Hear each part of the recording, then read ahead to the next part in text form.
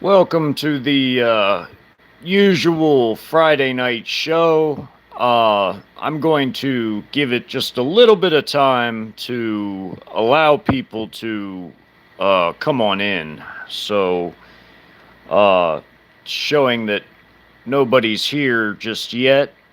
But I had some things that I was going to discuss tonight. Just a few different things that were on my mind as far as some of the goings on lately. Hello to just whoever came in. Some of the goings on lately with some of the developments that have been happening in the past week or so, as far as things that have somehow made their way into the alternative media, and I'm going to dissect some of those things. Hey, Josephine, Haley, good to see you. Um, yeah, I was going to talk about that, and I was going to tie that in with China, the Red Dragon. Hey, Jennifer. Hey, love. Great to see you. Thank you for being here. Yes, so I was going to tie that into the Red Dragon, or China, as I often call them. So I think it was last Friday when I had discussed the woke military and its potential axing, axing of some 40,000 troops for not taking the certain thing. Well, now, hey, Kelly B, great to see you. Hadn't seen you in a minute. Or actually, yes, I have. I think I've seen you before, last couple streams. Welcome. I was going to discuss that now, evidently, that number has increased to 260,000 troops for not taking that certain abomination. So, 260,000 troops, if you were to put that into unit sized amounts, that's the equivalent of some roughly, let me see, it's roughly 8 entire corps of troops. Now, when you saw my documentary series, my five video documentary series I made on the hypothetical Second American Civil Conflict, Syrian style, as it's called, because it's factions, different factions. It's a multi-way internal conflict, civil conflict with factions. You see, in that conflict, what you had was the mostly active duty regime forces, although, there are a few Guard and Reserve units thrown in there, like California Guard and, so on and so forth. But the rest of the military fractured into different factions to join up with the different factions that arose throughout the land. Well, you see evidence of such a potential bifurcation or even trifurcation, or even more than that, quadfurcation. You already see that now with them setting it up for that. If you have 260,000 troops that are potentially going to get the axe for not participating in the abomination, does that not sound like it's a setup for the exact type of events that I've portrayed to occur? Come on now. I mean, think about it.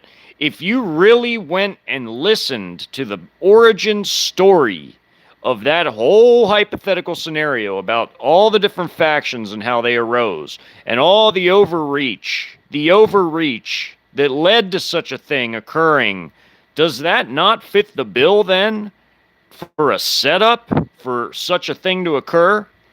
I think it does, along with a whole plethora of other issues, key issues, such as the divisive nature of all of the agitation, fear, manipulation, and divisive propaganda that is a direct result of there being no Smith-Mundt in effect. So whenever you see these things occurring in the news, even in the alternative news, they are all originating from sources that everybody should be questioning the validity of, because you have people saying on one hand that, oh my God, we're going to get nuked any second, and Russia's going to nuke us, and this and that, and blah, blah, blah. Well, then on the other hand, you have the Russians not saying that. You have them, in fact, actually saying that, hey, we're going to mirror what you guys do. And by mirroring, that means, like, if NATO does something conventional, then Russia's going to do something conventional. If NATO, does nuclear provocations, then Russia will do nuclear provocations. Russia has not said outright that they're just going to outright nuke us, at any moment. And them putting these signs in a New Jersey mall all of a sudden means it's the end of the world. Okay, all right, well, who put the signs there? Who put whoever up to putting the signs there? Whose money is behind that? What is the real purpose behind it? You have to ask those questions. That can be part of a propaganda move, a propaganda ploy to put signs up in different places. That is to create fear. Fear. And they're allowed to do that. Again, no Smith Munt means the ability to propagandize the American people at will. They have nothing stopping them from doing such. So, when you see things like that, you should be questioning everything. You need to be able to, yes, Just Man, that's Emperor Xi sitting on his throne. That's the throne I often talk about when I say that these Western satanic elites, when their judgment, because the judgment of Babylon in the West, in general, the collective West, isn't only the judgment of all the sinful people. It's the judgment of its elites, its uber rich, its leadership, its everything. The whole land is to be judged. Don't you think that God's going to punish all sinners, even leaders too? Of course, of course. That's probably one of the biggest parts of it. They're going to get humiliated the most because, again, there are two separate sets of elites, and it shows because actions speak louder than even words. You have these Western elites trying to do things to the elites of Russia, whether it's their political oligarchy class or the nation that they rule itself, and also China. But on to the topic of the Red Dragon, you have, Xi, who is the little g god of China. He is the Red Dragon. I feel like he's a principality of some kind because he runs right now what is the world superpower, uncontested. It's uncontested, and that's irrefutable, based on irrefutable facts and figures, which I'm going to mention tonight as well, again, because I think that this needs to, be drummed out to where people can continue to hear it, so it will set in that the facts are the facts, despite what the propaganda media likes to say to the contrary. And believe me, because there's no Smith Munt, again, you are being propagandized at will by Western media. Now, that's not to say that Eastern media isn't guilty of such, but it is to say this. It's to say that Western propaganda is some of the most hardcore propaganda right now in existence because of the depths and the lengths that they go to convince people of certain realities that aren't even actually the truth. And people can find that out just based on doing their own research. And I mean real research, where you're digging into independent sources and sources of the East, of the West, of neutral, of just everything you can find that's out there. And I'm not talking about going to Google and Googling things. I'm talking about going to other types of search engines and looking at encyclopedias and looking at actual production numbers when it comes to like military vehicles or armaments.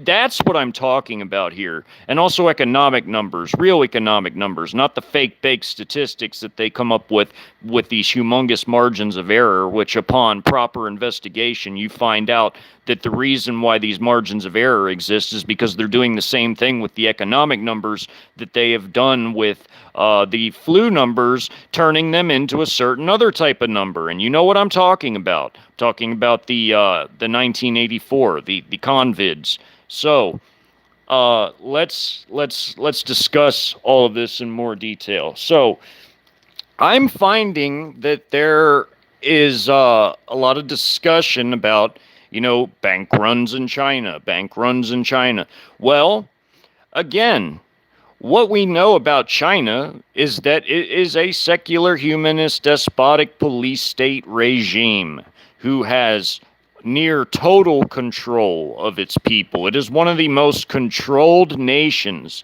on the face of the earth, maybe apart from North Korea. So, if there are bank runs in China, then they're being allowed to occur. Well, why would that be? Could it be because China is switching from the SWIFT system to the CIPS system, CIPS system? That's China's SWIFT equivalent, folks, if y'all wanted to know. Could it be because as it stands right now, certain Chinese banks are actually still linked into the SWIFT system, and any dealings that occur with the Chinese banks actually is hurting Western banks? Could it be that China's weaponizing their banks against the West? Absolutely, it could be, just like the Evergrande thing. It hurts the Western investors and the Western property markets. It doesn't hurt China. China has 6,400 tons of gold. Plus, a lot of people have speculated that they have way more gold, but that's speculation. So I go with the actual figures, and the figures say 6,400 tons. That's more than any nation on Earth, actually by a lot. Russia's the second, but Russia is 2,000 something. It's not even close to 6,400. So that being said, they are well insulated financially from a financial standpoint. China has built a crash-proof fortress out of gold and precious metals. China is the biggest, most powerful economy and industrial base the world has ever known. China is the world superpower. They have the world's most powerful military and its paramilitary, which I consider part of the same armed forces of China. And I have told you before about its overall gargantuan size. And a lot of it is its paramilitary making it so humongous. But even its regular military, now with its 2022 numbers of reserves peaking out at 5 million to go with its already 4 million regular active duty military, which is its PLA, its PLAN, its Navy, its PLAAF, which is its Air Force, and its Strategic Missile Forces or Strategic Rocket Forces. That is already the biggest active duty military on Earth. Plus, with its 5 million reserves and its 20 million man paramilitary, that's nearly 30 million troops. That's in the tens of millions. There's no one that touches that. Nobody.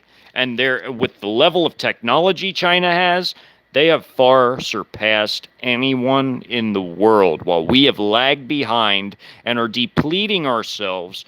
And if they do axe some 260,000 troops, my God, man, if they axe that many troops from our military, that is going to put a hurting on us more than we've already seen so far with how they've depleted us of vital anti-tank weapons, how they've depleted us by sending rocket ammunition for all the HIMARS that we sent overseas, the towed howitzers, all the stuff that they've sent that's getting destroyed by the Russians or it's ending up on the black market by or what little ends up in the hands of a depleted Ukrainian military force is getting destroyed on the battlefield. And they're running out of trained troops. You have to understand, Western weapons are overly complicated. They require a lot of spare parts and maintenance because the Western military industrial complex has not streamlined their production process. The weapons are overly complicated. They have extra parts when they could just be simplified and have less parts and be more streamlined. They often end up with more parts that are more complicated, more expensive to make, to produce, and they're harder to come by. And with all the supply chain issues we have right now, it is affecting our military industrial complex and its ability to produce these overly complicated, non-streamlined weapon systems. And what they're sending overseas that is either being destroyed, ending up on the black market, or being captured by Russia, is not things that are easily replaceable. And there are things that are overly complicated to operate, which requires training. They're not going to train a bunch of Ukrainian grandpas in the geriatric brigades that they got left, basically. They're not going to train a bunch of Ukrainian grandpas how to operate these overly complicated Western weapon systems. And even if they could, it's not going to make that big of a difference on the battlefield. All their young, trained troops are being depleted. And NATO is scared shitless of Russia, as they should be, And likewise, they're even more horrified of China because the pentagram, as I call them, their own simulations show that we lose every single solitary war simulation to China, the Red Dragon. So now, like I've always maintained, I've said in the past, if you look at all my old past videos, they're going to keep doing false flaggeroonies. They're going to keep doing those false flaggeroonies. They're going to keep continuing their overreach. They're going to continue to rip their own power base apart. And all of this is going to backfire on them because these Western satanic elites do not understand the laws of cause and effect. They are setting up a snare for themselves. They're setting up a snare for themselves, which is how and why they're going to be judged. They're going to be judged, and they're going to get caught up in the very situations that they created. They created this. By ripping their own power base apart, by all their overreach, by all the wrongs that they've done to people, it's going to catch up with them. Believe me. If they don't have a if they don't have a Bashar al-Assad moment like in 2015 when he was about to lose all his power, if they don't have that Bashar al-Assad moment in some sort of internal conflict, then they're sure going to have a Saddam Hussein moment being pulled out of his hidey hole when the Chinese and Russians come in. Because you know what? When those uber rich go down in those hidey holes, the Chinese and the Russians are going to go down there after them. They're going to pull them out, and they're going to make a spectacle of it. You can believe that. You can take that to the bank. So now all this stuff about New Jersey, New York putting these signs out, does that mean anything? It doesn't have to mean anything. No, it doesn't have to mean anything. It can just be a fear campaign. It can be a propaganda ploy. Like I said, it's all propaganda because it's all about fear, agitation, manipulation, misdirection, and divisiveness. That is where research comes in. That is where people need to find out the origins of these things. You cannot take anything that these media sources put out as at face value. Now, I don't report news. I am a researching channel. I am a researcher and data analyst channel. I guess if you wanted to call my channel something, it would be that. It would be I am a researcher, a data analyst, and it is through the eyes of a Christian. So it's a Christian-based channel, yes. I wouldn't call it a Christian channel because it's not like I'm not up here like I ain't doing like no Bible studies or nothing like that. But yeah, sure, I'll read certain books of the Bible, like Jeremiah, because it ties in with what I do. Or I'll mention things about Revelation or other aspects of the Bible that corroborate what I'm doing, or that what I'm doing corroborates it. So it's like mutually, beneficial as far as like my research backs up the Bible. And likewise, the Bible backs up my research. It's a mutual thing, but like I wouldn't necessarily call it a Christian channel per se, but it is a Christian-based channel. So it's Christian friendly, because I am a Christian, obviously. But my research is leading me to question everything I see that happens on a daily basis. Now, how many actual soldiers will end up getting axed? I mean, will it be the full 260,000? I mean, I don't know. It could be. It could be. I mean, if they were to axe all of them, if all of them were to just outright refuse and continue to refuse, like they have been, and take the discharge, that's setting up for a massive disaster. That's also the type of thing that would play into exactly what I created as in my hypothetical. You're seeing evidence day by day by day that backs up the work that I've put in to those hypotheticals. You're seeing it play out. You're seeing the underlying causes of the exact things that I created in my mind with all the data and research I do, with the hypotheticals I created. You're seeing those things, starting to come to pass. They are coming to pass. There's no denying it.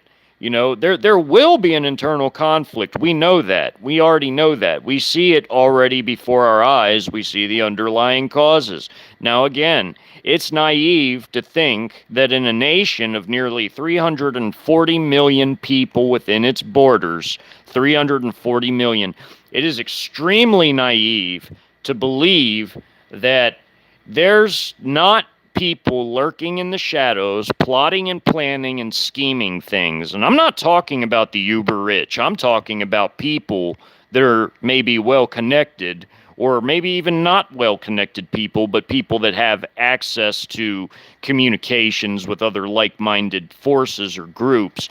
It's naive to think that there's people not lurking in the shadows, plotting and scheming, who are the core leadership of what will become factions. It is naive to believe that. You saw in the origin story, the first video of my hypothetical documentary series on the Second American Internal Conflict, in that playlist, you saw in the first video exactly how those types of things play out, how they manifest. It's not hard at all for those sorts of things to happen. If you took a trip back to the 70s, there was a faction just like that. It was called the Weather Underground. It was a communistic type of a faction, but nonetheless, it was a faction. It was independent. It was lurking in the shadows, and the leadership of it was already plotting and scheming their little overthrow of the country and what they were going to do after they took over. Now, they were operating in the shadows. They were lurking in the shadows, and they were an independent group. They had no ties to nobody. They were just by themselves. Now, the leader, Bill Ayers, he eventually did get ties with the uber rich, but that was after he went to prison. So I said that to say this. If it happened back then, it could happen again in even more turbulent times. So, like right now. So, also, you have to take into consideration, those types of things happen around the world in internal conflicts. It happened in Syria. The moment the rioting and civil unrest began in Syria, little factions rose out of the shadows in the background of civil unrest. They came out of the shadows, they established their own little mini armies and strong men, and they all began to duke it out.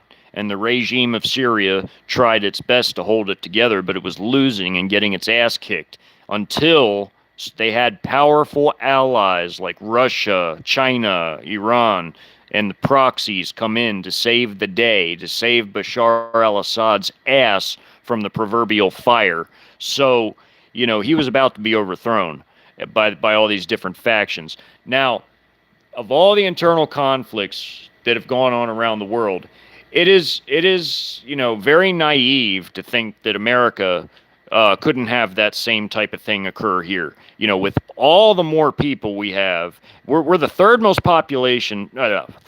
biggest population, third most populated nation on the earth, at nearly 340 million people, nearly.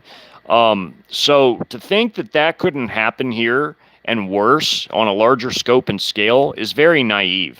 These elites, everything they've done is going to backfire on them, because when they tore down their power base and they created these situations by creating issues with the food and the fuel, all that's going to do is piss off the whole entire population when they find that all of a sudden they're having the hardest time trying to feed themselves or get from point A to point B because the fuel's not available, because it's too expensive, or only the rich can now travel because the fuel is so short in supply because it's become bone dry that fuel is at an outrageous price that only the rich can afford to drive. So when that starts to occur, then your civil unrest will begin. And when there's a collapse of the currency, that is when your that's when the real bad stuff begins to ignite. And that is when your factions will emerge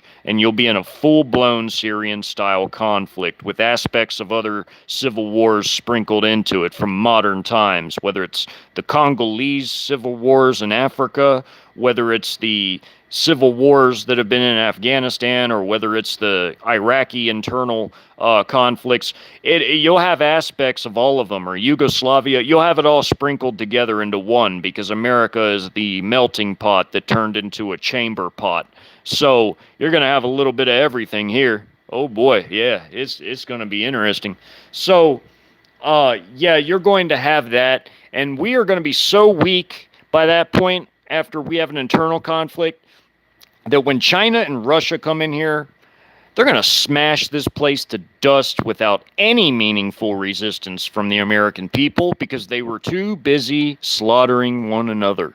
And that's exactly how it's going to happen. You see, I think part of the reason why China and Russia, being as austere as they are, and austerity as in like the frugal type of austerity, being that they're so austere, they want to spend as little effort as possible to conquer and occupy this nation. So, of course, they're going to let people butcher each other so that there's going to be less people to have any sort of uprisings against them when, they take over.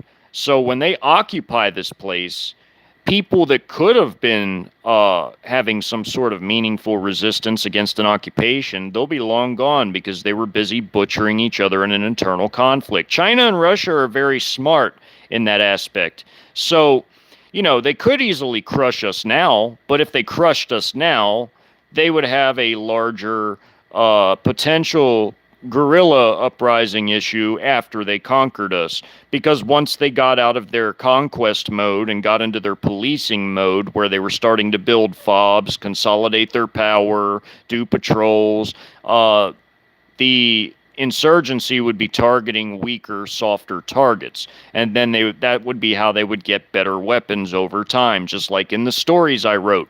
And even then, the guerrilla forces got their asses kicked. The partisans were getting their asses kicked in those stories. They were getting slaughtered, by the hundreds at first. But then, as time went on, they got better and better weapons. The people that survived the initial combat, they were combat hardened by that point. They began to train newer people, and things began to get a little bit better for the partisan forces who were fighting against the occupation forces. But the attrition rate was still horrible when it came to the partisans vis-a-vis China and their allies, because again, you're fighting a professional, highly trained, highly motivated, gung-ho military force with combined arms forces, with air power, with surveillance forces, drones, satellites, everything. You're fighting that. You're fighting them. They have artillery. They have tanks. They have swarms of mechanized infantry forces. They have air assault forces, special forces, TAC-ELO gunships. You're fighting all of that combined against, some ragtag guerrilla forces. So obviously the guerrilla forces are going to lose a lot more. The partisans, they're going to lose a lot more forces than the Chinese, like in the stories. But, they kept on. They did their best to survive it and outlast the occupation. And the people, most of the main characters in those stories were annihilated or badly maimed. There was really no happy ending, because even in the best case scenario, as I made it, even in the best case scenario, very few made it to the end, and those that did were mostly maimed or wounded, or they had with the rest of them having had been killed throughout the story. So there's no such thing as a happy ending in real life, really. I mean, even the happy ending is a shitty ending, but it's better than nothing, I guess. But here, the point I'm saying is this: is that China and Russia, being as austere as they are going to allow and probably help with an American internal conflict, insofar as probably doing like they did in my hypothetical, where they sent weapons to one of the factions, the La Raza narco state, who then took the weapons and sold about a third of them to another faction, the National Salvation Revolutionary Front, who in turn used them to equip their newly raised up Jolly Roger Death Brigades, their little parallel military forces that were parallel to they were paramilitary, which were parallel to their regular core forces of combat vets and combat units from that defected, and some non-combat units that defected from the active duty and mostly guard and mostly reserve, and formed their core forces, amalgamated with combat vets of prior two wars. Then you had your regular militias, but then they raised up their paramilitary Jolly Roger Death Brigades, which they equipped with the weapons bought from La Raza, which were mostly Russian and Chinese surplus weapons that they sent in to help destabilize America. So they're going to try and do things like that to destabilize America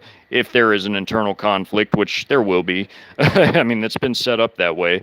And it's all going to backfire on these elites, because they're going to lose their grip on power, just like I've depicted in my hypotheticals. And I showed you exactly how that's going to happen. They're not all powerful. These elites are not all powerful. They're arrogant. They're hubristic. They really have set themselves up to fail when they castrated their own military. Now, that is about the dumbest thing you could ever do, because who's going to protect you? Who's going to protect you? You now have no more chips on the table if you're the Western satanic banking elites. You castrate your military, your military arm that's there to protect you, then you have nothing left. You have nothing on the table. You're a sitting duck. And then when China and Russia come in, and they're not friends, believe me, the Eastern and Western elites are not friends. Yeah, sure, they have business dealings, but, so would the Colombo and Genovese families of the mafia, who, even though they'll have a sit-down together, they're plotting against each other because they hate each other, but that's what mafias do. They're in business with each other when it suits them. Evil does not protect evil. Satan eats his own. Satan always eats his own. The only time evil stands up for evil is when it suits them, because they're selfish and greedy and prideful, hubristic and arrogant.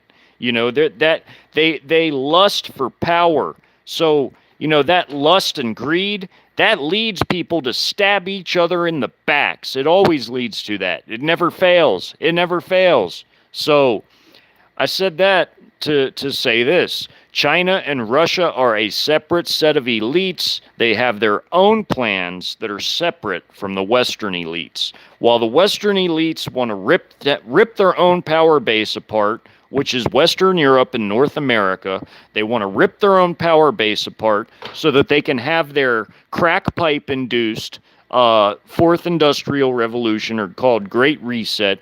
But they're not going to ever succeed because they've set this place up to become third world, have an internal conflict, and they're also going to be invaded because they have nothing left on the table to protect them. So after a long drawn out internal conflict, this place ain't going to be the Jetsons. It's going to be the Flintstones. It's going to be third world. People are going to die from famine. They're going to die from waterborne disease. They're going to die from being caught in the crossfire of combat. You know, I've seen that in Iraq, you know, innocent people being killed. I could tell you a couple stories, as a matter of fact. You know, I'll tell you one. You know, and I'm going to keep it brief, and I'm not going to go into great detail, but it was horrible. There was the son of a sheik. A sheik is like, I guess you could equate it in Iraq to like a mayor. He's like highly important in a community in Iraq, in like an Arabic community. So like if you're a sheik, you're usually generally pretty wealthy. If it's in the rural countryside of Iraq, you usually have some herds of animals, or you have something that shows your wealth, you know, because they're like in a farming community, you have animals, you have meat, you have access to meat, you grow your own food, whatever. You know, you're a sheik, you have a nice house, it's got a diwania, and it's like a compound, you know, like, well, there was the son of a sheik one day, and he was, let's say one evening, it was dusk. Well, he was driving down the road into the town and was accidentally shot in the chest. The whole bongo truck full of sheep flipped over and went down into a ditch. And, the bongo truck was just there upside down. You know, one guy climbed out of the side that didn't get shot, but the sheik's son was shot. So we had to, inform the FOB so that they could make reparations payments for it and for the dead animals, and give them a nice hefty bribe for the son that got of the sheik that was killed. But that's just one little example of the types of things. Now imagine something like that occurring on a much bigger scale, where innocent people are caught in crossfires or hit, accidentally. That the unintended, consequences of combat are that people are killed accidentally. That type of thing would be commonplace in such an internal conflict. You would have innocent people stepping on mines. You would have innocent people being sniped. That type of thing happened a lot in Yugoslavia. You would have innocent people being sniped, like in Sarajevo. The people were scared to walk out of the street into the streets because snipers would shoot down into the city and hit people. You would have things like that happening. It would be a madhouse. It would be crazy. So, that's an unintended consequence of war, but that's a commonality in war, is that innocent people get slaughtered. So, that's a very serious thing here. So now imagine, no, United Hearts of America, no, NATO won't even exist. NATO's going to be destroyed by China and Russia. They've already set it up that way. China has already flown cargo planes full of troops, materiel, weapons to Serbia, who is actually a strong ally of not only Russia, but also China, too.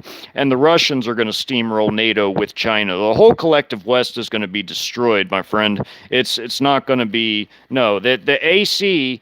It says in Revelations where the AC gets his power from. He gets it from 10 kings, and those 10 kings are going to be Eastern kings of Eastern nations that destroy the West. See, it is so hard, like I've said before, it is so hard for the Western mind to comprehend a world in which the West doesn't even exist. But it won't. The collective West will be destroyed and occupied by China and Russia. NATO is weak. It's a paper tiger. And in fact, I'm going to read those stats. I have them right here in front of me, right here. Russia versus Germany, Britain, France, and Italy, which Germany, Britain, France, and Italy are the four biggest European NATO contributors, okay? They're the four biggest NATO European contributors of Western Europe. I'm not talking about Ukraine, which is a NATO partner, but Ukraine's been ground down into the dust. There's hardly anything left. but old men, geriatric brigades with little interspersed pieces of artillery that's sent by the West that usually get destroyed. So here's the stats. Personnel. Russia has a total of 3.5 million personnel versus this is Germany, Britain, France, and Italy. When I mention these numbers, this is all of them combined now.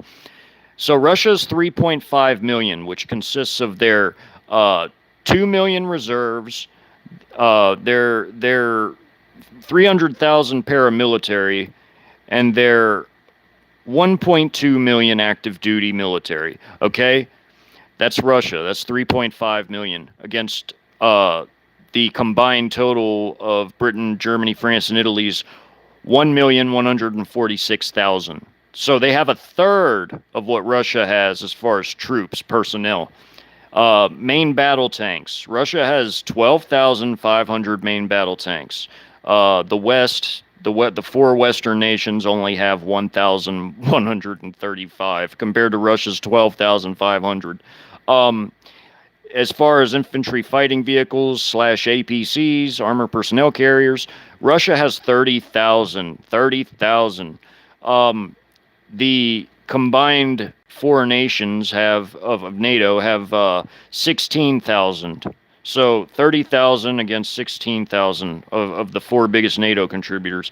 Now, Russia has 15,000 specialty armored vehicles, and that includes MRAPs and air defense artillery that's armored, so on and so forth, engineering vehicles, all that stuff. They have 15,000. The combined West has 11,460 of those four Western nations. Then Russia's artillery. They have 7,500 towed artillery versus this is funny, y'all. 345 of the four NATO nations. 345 versus Russia's 7,500 towed pieces. There's not even a competition, y'all. Okay, and Russia has 3,400 rocket artillery pieces. 3,400 against 122. 122 of Germany, Britain, France, and Italy combined. Then Russia has 6,500 self-propelled guns. This is self-propelled guns. 6,500 Russian self-propelled guns against the four Western Europeans' 376 self-propelled guns. Wow. Okay, and attack helicopters. Russia has 1,655 attack helicopters. That includes their storage numbers. That they actually keep and maintain for the reserve forces. And they have 1,000 in the other category. So 1,655 attack helicopters and 1,000 in the other category. Those four NATO nations in Western Europe have 215 attack helicopters combined. 215 against 1,655 of Russia. And then the other category is what is it? 1,360 other. Okay, so you see, Russia has NATO's number. Russia's got NATO's number. And with those Chinese forces that were flown into Serbia, I'm sure most of that is infantry type of forces like mech infantry and some air defense assets, but it's still enough to crush whatever NATO has, combined with the Russian military, combined with Belarus and Serbia and whatever other allies are in the region. I'm sure you can count Albania in too, because Albania is actually a traditional Chinese ally. So yeah, if you had a war in Europe right now, the West would get steamrolled. They would get steamrolled. It wouldn't even be a competition. I've talked to you guys about the NATO crisis battalions or rapid reaction battalions that they have, which is like their QRF, their quick reaction force battalions that they have along the frontier with Russia. They have some 12 battalions that are there as like rapid reaction battalions, and most of those aren't even combat ready. Most of those have a horrible readiness status. You know why? Because the European NATO contributors that contribute to those, they suck. They're garbage. They don't spend enough on their armed forces to where it counts. They don't maintain their equipment properly. Their troops are horribly trained. It's just garbage. A lot of them are conscripts that don't go through proper training. It's just they're rotated in and out, in and out. So what the West has lagged behind Russia, and especially from China, because again, no one can touch China. China is the world's superpower. They have the biggest armed forces on the face of the earth, and no one can touch it. No one. Their technology level is phenomenally, insanely just high powered. I mean, look, they're making artificial stars in China. I mean, they're doing all this stuff. They have all this technology in China now. They've stolen the crown jewels from the West back in the 90s and early 2000s. They've also built up their forces in the West at that time, as far as their Trojan horse shock armies that are inside the United States. Whole units of the PLA, of the People's Liberation Army, the Chinese Army, whole units of them are inside the United States on the CCP properties that are there as per the civil military fusion policy, where they can use any property, mode of transport, or technology and fuse it with their military. And that includes ships, too. They can use anything for the Chinese military as per the civil military fusion policy. They can retool all their factories for extra military production at a moment's notice. Not that they need to. They already outproduce the entire West combined. China is the biggest steel producer in the world. 1 billion tons. It's over 1 billion tons, actually, but it's 1 billion tons. I'm just rounding it down. So China produces 1 billion tons of steel. They have more military factories now in the last 5 years than all the nations on Earth. So there's no nation on Earth that has as many factories as China, military factories or civilian. China has the biggest industrial base on the face of the Earth. No one can touch China. No one. So, I don't know how the West is going to survive against Russia and China combined. And the thing is that they're not. They're going to be destroyed. The West is going to be occupied. There will be no West. It's over. It's also part of judgment. If you believe in your Bible, Babylon is destroyed. It's overran by armies. It's written. It's in Jeremiah. Look, if America is supposedly the strongest Western nation, but yet our woke allies beat us in our on our own territory. They beat our Marine Corps. What was it? It was the UAE, Canada. I think Britain was there, and Australia, and they defeated our Marine Corps horribly. They had to reset the entire exercise. The whole exercise had to be reset. That was down in Camp Pendleton or 29 Palms. It was one of those two. I can't remember, but I just recall that exercise. That stuck out in my mind. It shows the sorry state of our armed forces that our woke allies have beaten our Marine Corps in an exercise like that, to where they slaughtered them all, like to the last man, and they had to reset the whole exercise because they got beat that badly. So, we are not going to survive. We are not going to survive a war against much less Russia, but especially China. We're not going to survive a war against either, but we can't beat both for damn sure. We can't even beat China or Russia alone, so we damn sure ain't going to even have the slightest chance against them both combined. So, I mean, even just China by itself could destroy and take over the whole entire world. They have the numbers. They have the industrial base. They have the finances. They have it. They have everything they need. They're the biggest economy on Earth in real numbers, not fake funny money numbers like our economy. No, I've explained all of this before, and to explain it all again would take me like another hour. So if you want to know about all of that, go watch my past lives. I have diligently gone through and explained the realities that we're in as far as us compared to China. I've explained the economic dynamics, the financial dynamics, and the military dynamics down to the number, to the last fact and figure. I mean, I've even gone so far as to talk about the numbers of vehicles and everything, just like I did with comparing Russia and the 4 biggest European NATO contributors. I've done it with China, too. I've talked about how many vehicles China has. They are gargantuan. They are gargantuan with their storage numbers combined with their active numbers, what they have active, what's already out, combined with their storage numbers that go with their units of their paramilitary and reserves, they are gargantuan. They are a behemoth. The Red Dragon is the superpower. So when the dragon gave his power unto the beast, that could be as much of Satan giving his power to the beast as it could be China giving his power unto the beast. Revelation 13:4, the dragon gave his power unto the beast. Who is like the beast? Who can make war with him? Yeah, exactly. If China is your benefactor, your supporter, no one can make war with you. No one.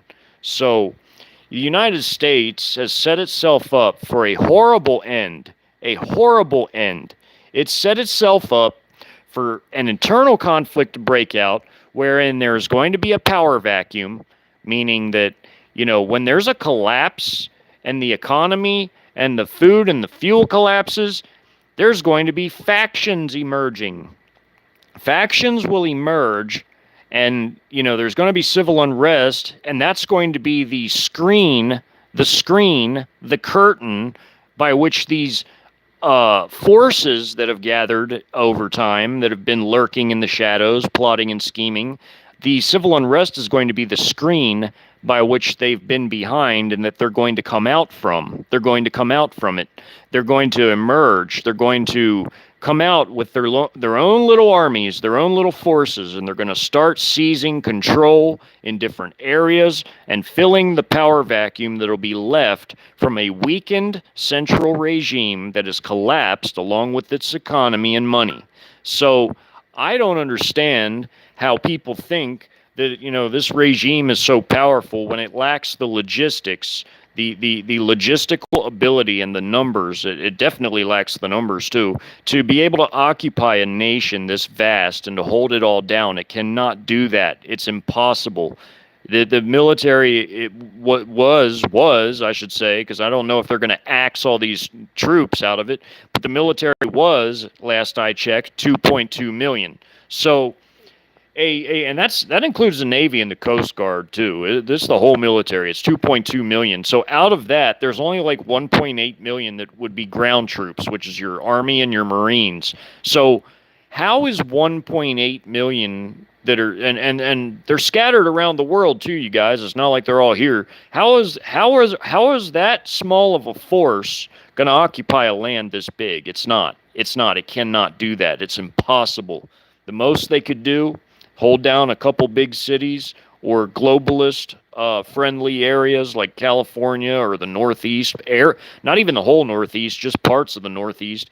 All they could do is hold down globalist areas and their little islands like Chicago and Detroit and other areas. They cannot occupy this entire nation. It's impossible. It's impossible. They don't have the logistics to be able to do that. Yes, exactly. They're trying to axe the Yeah, you said it. You said it all. So, yeah, if they got rid of 260,000, I wouldn't be surprised if that's the thing that leads to, something like what I created in my hypothetical in my 5-part documentary series, my playlist. I wouldn't be surprised if something like that directly contributed to such a thing occurring, or was just, one of the biggest underlying causes of it. Because, if they continuously do things like that, it's going to create a turbulent atmosphere here at home. It's going to create problems. And again, these elites are arrogant and hubristic, and they don't believe in the laws of cause and effect. They do not understand that they cannot control the actions of every single solitary person. They cannot do that. That is impossible. They do not have the ability to do that. They cannot do that. There are people lurking in the shadows, waiting to come out and fill a power vacuum. There will be factions. It'll be just like Syria. They will all come out and try to fill a power vacuum because they cannot control what every single solitary person does. All the different wild cards. Even if it was only 2 million wild cards and different radicals and, crazies and psychos and religious kooks and whatever came out of the shadows, even if it was only 2 million, that would be enough to create such a ginormous issue, a huge problem, that it would eventually lead to a domino effect where more and more and more people would start clicking up into groups and factions. That in and of itself would be enough. 2 million out of a nation of 340 million, it would make a humongous impact, and it would create such an issue that of a type that they're not able to control and hold down. They cannot stop that. They cannot stop it. What they have set it up, but they cannot stop what happens after it ignites. They cannot control what happens after ignition. Once they ignite it, the best they can hope to do is run to their little hidey holes and try to wait it out, or whatever their plans are. But they're not, they're going to lose their grip on power, you guys. It's not like they can maintain power and control like that. They don't have the logistics. I've told you all before, my live called the Impromptu Live, where I go over how logistics affect military operations. In fact, I also did that in my Disintegration of Nations and Narratives live stream. You can go watch that too, where I diligently break down how logistics affect operations. If you do not have food, fuel, and water, and spare parts, and medical supplies, and ammunition, and cooks, and mechanics, and all of that stuff at the ready, your military ain't doing shit. It ain't going nowhere, and it ain't doing nothing. You ain't doing nothing. So if you have an armed forces and you're lacking any of those things, yeah, good luck trying to launch an operation. Again, our big operation that I was a part of in Iraq, Operation Saber Tempest, yeah, we needed thousands of tons of logistics just for a 4,000-man operation with 3,000 logistical people backing us up. So 4,000 combat forces in the field backed up by an additional 3,000 logistical people. So just to pull off an operation like that, you needed thousands of tons. All in all, it was a 5-month-long operation or so. It was closer to 6, but it was about 5 months, between 5 and 6 months.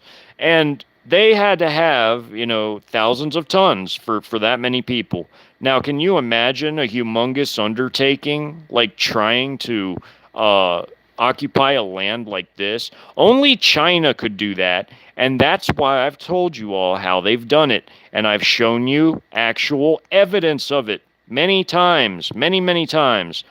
They have their civil-military fusion policy. That involves stationing troops on all the CCP regime properties that were purchased strategically around the United States. That is where your CCP regime forces will materialize. They will materialize on those CCP properties that are all over the United States. Meaning that the Chinese troops live among us. They walk around in civilian clothing, the Chinese paramilitary and military. When the time comes for them to get their muster signal, they will assemble on their CCP properties, get in their uniforms and body armor, helmets. They will start to do pre-maintenance services and checks on their vehicles. And you might ask, how did their vehicles get here?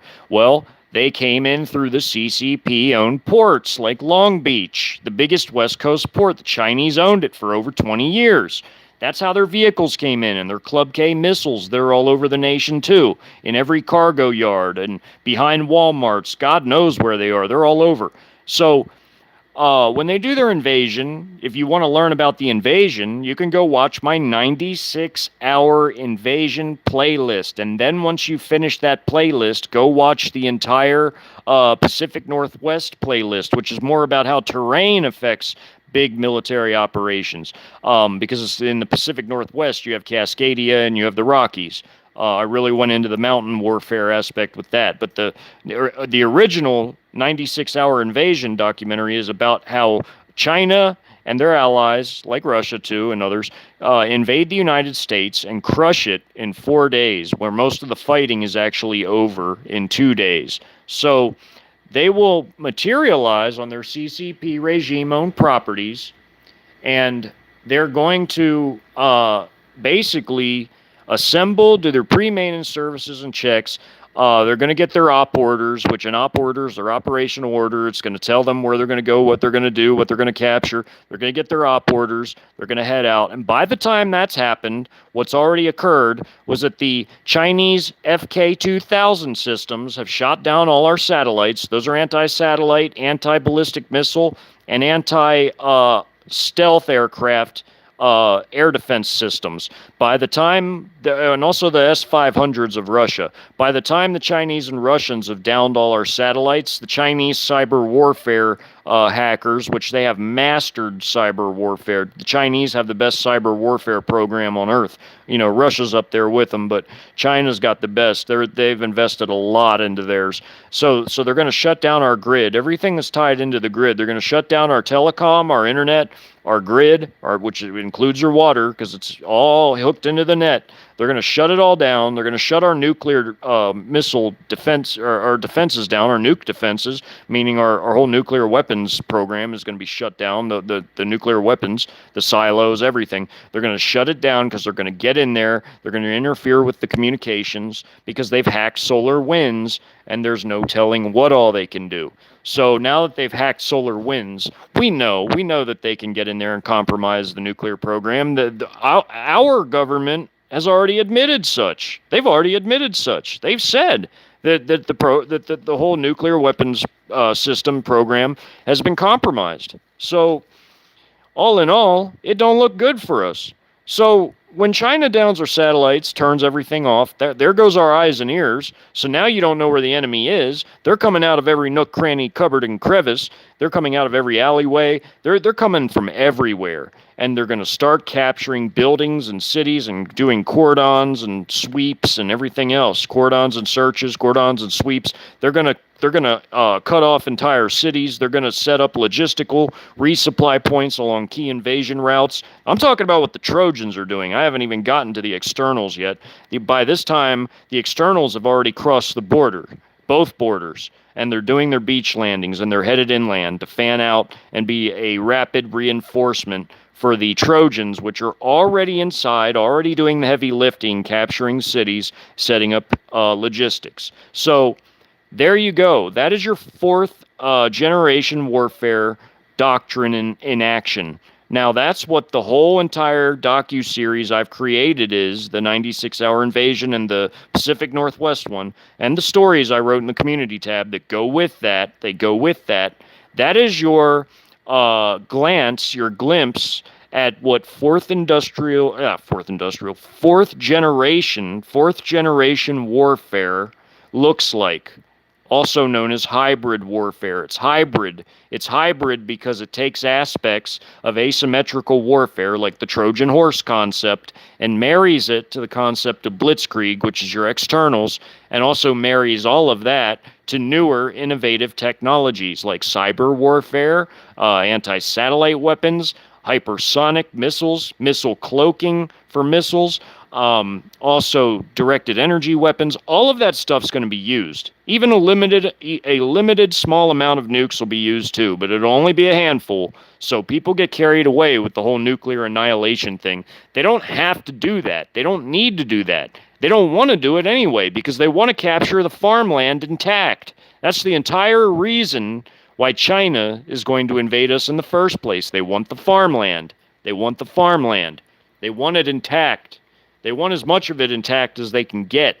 So their use of nukes will be likely mostly tactical nukes, low-yield nukes, things that'll blow off quick, that won't linger for a really long time and create humongous amounts of fallout that they'd have to deal with later. No, they're going to use a lot of the nukes they use are going to be tactical nukes. They might use a very small handful of big city killers like your strategic warheads. They're not going to use very many strategic nukes. They're going to use mostly tactical nukes if they use their nukes. So that they're not going to go balls to the walls with humongous strategic strikes on things. They don't want to do that. They want everything intact.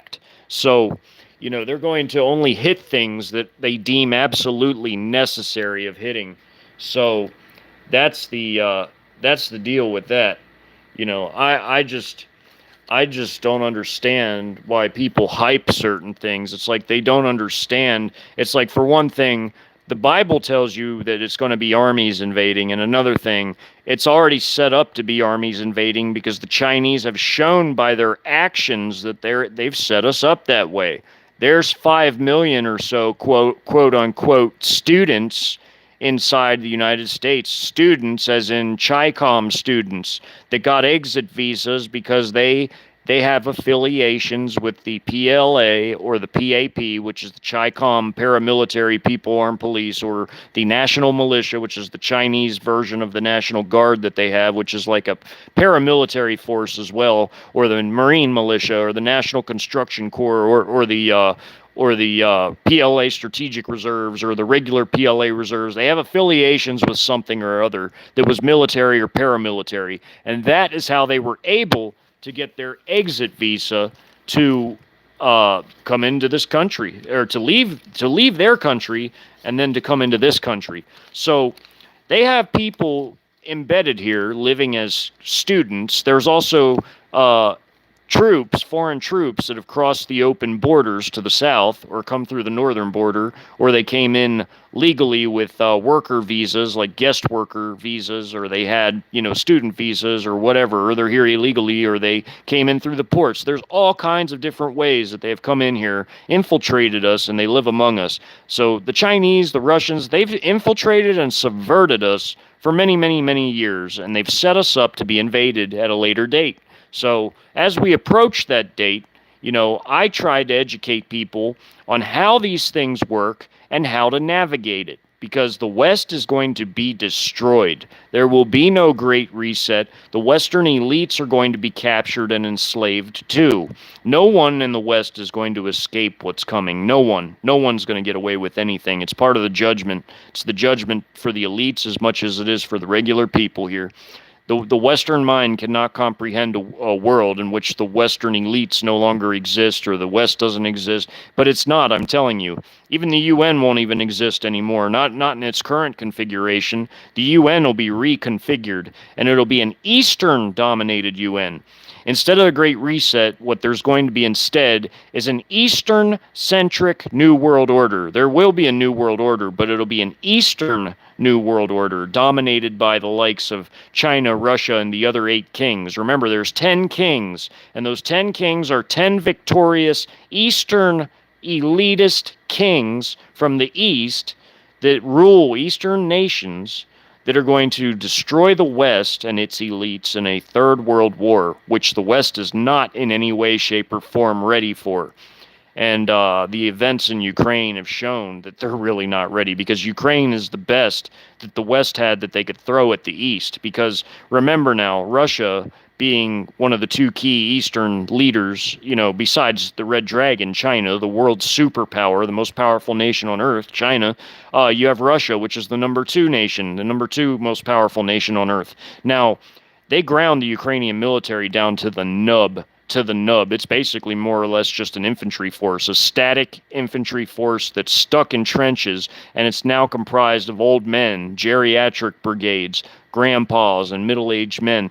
All the young, experienced troops have either been captured or killed. So the Ukrainian forces, when at the outset of the limited incursion there, it was a limited incursion by its very definition, because Russia sent in a very small force of troops to do a limited incursion to back up their proxies known as the DPR forces and the LPR forces. Those are proxies that were armed and equipped and trained by the Russians. So of their proxies, they went in there to help their proxies, to give them a little boost, and they only did a limited incursion. They sent in some 70 or so odd battalions, or roughly 70 battalions of troops. That's about 63 to 65,000 troops, went into Ukraine, and they were outnumbered inside Ukraine, just within Ukraine itself. They were outnumbered by a factor of 10 to 1. 650,000 Ukrainians, their military, paramilitary, and reserves, and whatever conscripts that they drafted and threw into it. So the Russians were outnumbered by a factor of 10 to 1, and they ground down the Ukrainian forces to the nub, to the nub. And Ukraine, out of those four biggest Western European NATO contributors I read off to you, Ukraine had a better military than any of those four nations that I read off earlier that I compared to what Russia had. Ukraine had a bigger, better trained, better experienced force than any of those Western forces in Europe. So that is the best that Europe had to offer up against Russia. And they have gotten their asses kicked and stomped into the mud. They've had a mud hole stomped in their ass by Russia. They're losing. They have been losing steadily, and they're about to collapse at any moment. There is going to come a moment where Ukraine just collapses because it can't take anymore. Those moments have happened in wars throughout history where a military force realizes that its days are numbered, it's losing, it's lost the war's over, we might as well give up. That's happened in every single war in history. There comes a point where the loser cannot take any more losses. It's called taking in too much attrition. If you inflict too much attrition, meaning losses on your enemy, and they can't take it, then they cave in. It's become a war of attrition in the sense that, even though it's a limited incursion on the Russian side, the losses on the Ukrainian side are it's a monstrosity compared to the losses on the Russian side. You see footage, like private footage from Russia, of people, welcoming the troops back, because they actually rotate their troops. Since they send in such a small amount, they have the ability to rotate their troops back to Russia. And anytime their troops come home, they're welcomed, and, they're cheered, and they're, given, hugs by everybody, and they have like little, parades, because Russia's winning. And they're celebrating every time their troops get rotated in. So they send a different unit into the field, when they rotate another unit back to Russia. So anytime the Russians come back, people are just lionizing them. They're lionizing them. They're cheering for them. They're thrilled about it. Russians are trying to line up to join the Russian army because they want to go into the fight, because they want to whoop up on Ukraine for what Ukraine's been trying to do and trying to align itself with the West. So the Russians, they're winning, and their people know they're winning, and they're look, I'm not for Russia. I'm not for Russia at all. I know Russia and China are evil. They're evil. They're just as evil as the West, if not more in the case of China especially. But I'm not for Russia. I'm just telling you what I've seen. The people in Russia know that they're winning. They know it's a limited incursion, but the people in the West still haven't got the memo yet that this is how things are on the ground. Ukraine has been ground down to the nub, and Russia has lost very, very little in reality. In actual numbers, Russia has lost very little. Yes, Russia has lost, a few thousand dead, because they're going to release the numbers of dead they have. They're not going to fake the numbers of dead. They're not going to hide any dead people, because you know what? People have families. You think they're going to hide how many people lost family members in the field? No, hell no. No army does that. That's the dumbest ass shit I've ever heard. So when Russia releases their dead numbers, I believe it, because they have families. The people that died had families, so they're going to be known about. So okay, when you see the Russian dead numbers, it's only in the few thousands range. But when you see the Ukrainian dead numbers, it's horrifying. The attrition rate is terrible. It's like 10 dead Ukrainians for every one Russian. So it's horrible. So you think NATO's scared? Absolutely they're scared. Absolutely. They ain't got nothing that's going to stop Russia. They ain't got shit to stop Russia. And then you got China sitting there in Serbia too? Yeah, you're not going to defeat the twin horns of China, the world superpower, the most powerful nation the world's ever seen, and Russia. And that's in real terms. So again, the Red Dragon has risen. The Red Dragon, the most powerful nation on earth. China, who has, let me see, they got their own payment system, the CIPS system. They have the most gold on earth. They're doing a Petro Yuan renminbi. They have the biggest industrial base on Earth, both civilian and military. They're just Norinco alone. Norinco, one of the Chinese military industry subsidiaries. They have 300 major factories. Major. Like, I'm talking like the size of the Lima, Ohio tank factory. That's our only tank factory, by the way. China has many tank factories. So we have one tank factory, one big tank factory. China has many big tank factories. China has about 300 major armaments factories just under Norinco, and they have another 200 humongous military factories under China South Group.